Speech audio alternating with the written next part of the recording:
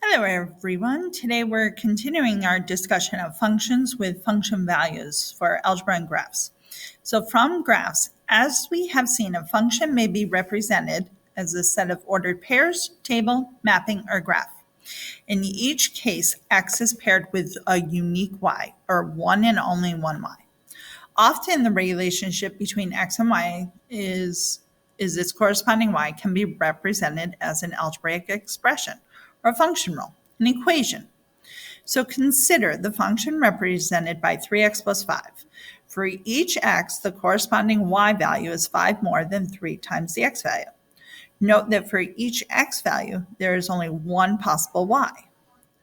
A function is named using a letter, often f, followed by the expression's independent variable, often x, in parentheses, as in f parentheses x.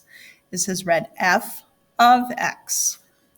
We could define the function by writing its equal to an expression in terms of the independent variable. So here are two functions. F of x equals 3x plus 5 is from our example. And then we could also use different letters, such as this case, a of n equals n squared minus 2n plus 1. The key is what's in the parentheses has to be the independent variable. So when we function f of x is graphed on a coordinate plane, the y values are the values produced by the function. For this reason, the y-axis is labeled f of x.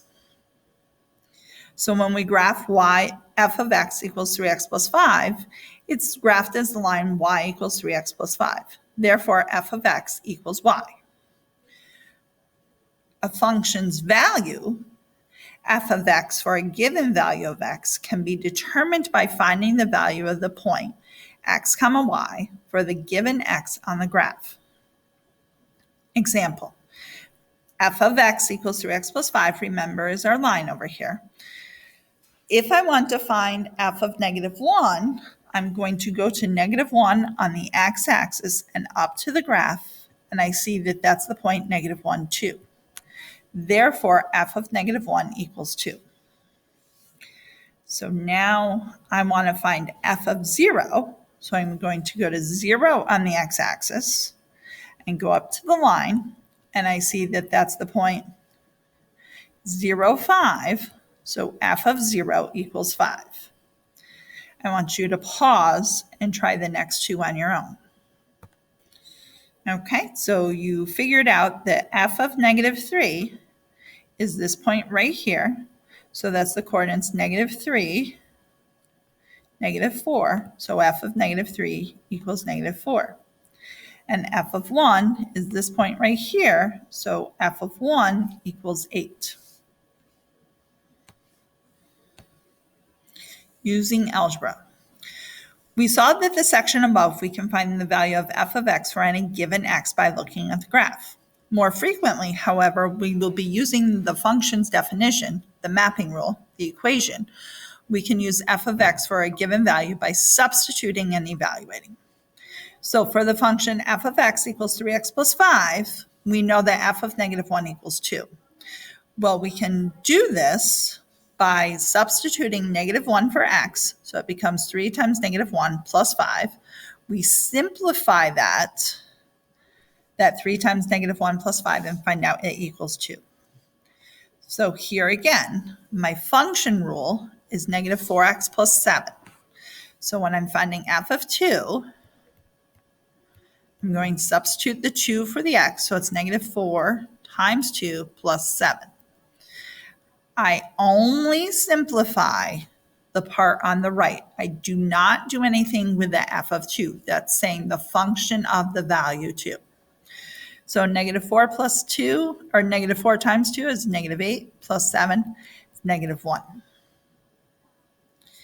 Please pause and do letter B. So I go back. F of 2 equals negative 1. F of negative 3 equals 19 because I substituted negative 3 for x. Negative 4 times negative 3 is 12. 12 plus 7 is 19. Letter C is a little bit tricky because it wants me to do two different things. I'm going to do 6 minus the value of f of 5. So hope everyone had a great day. We are going to start our dismissal process. 3, 2, 1. Okay, sorry about that, everybody. The bell interrupted me. I lost track of time. So we're doing problem number C, or letter C. So we have 6 minus f of 5. So what we want to do is we need to calculate the value of f of 5. So to do that, we're going to take our function, f of x, and make it be f of 5 equals negative 4 times 5 plus 7. And that's negative 20 plus 7, which is negative 13. We substitute that negative 13 into our expression down here, so it becomes 6 minus negative 13. So that's 6 plus 13, or 19.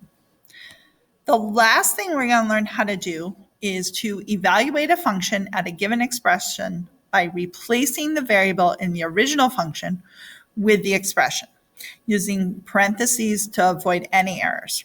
So here we're still using our f of x equals 3x plus 5, but now we want to find f of n plus 1.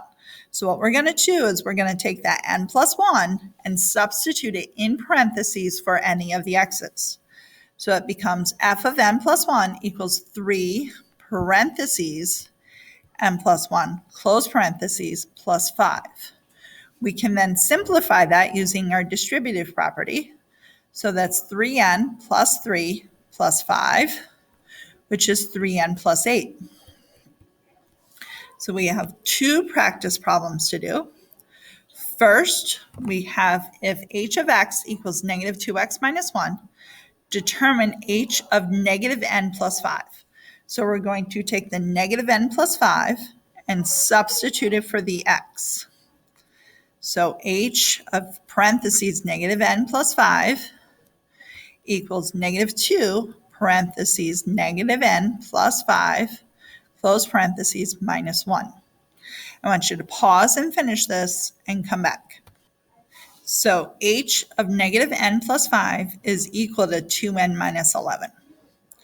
So letter B, we have g of x equals x squared plus 6x minus 3, and we want to find g of 4n. So we're going to substitute 4n for all the x's. So it becomes g of 4n equals parentheses 4n parentheses squared plus 6 times 4n in parentheses minus 3.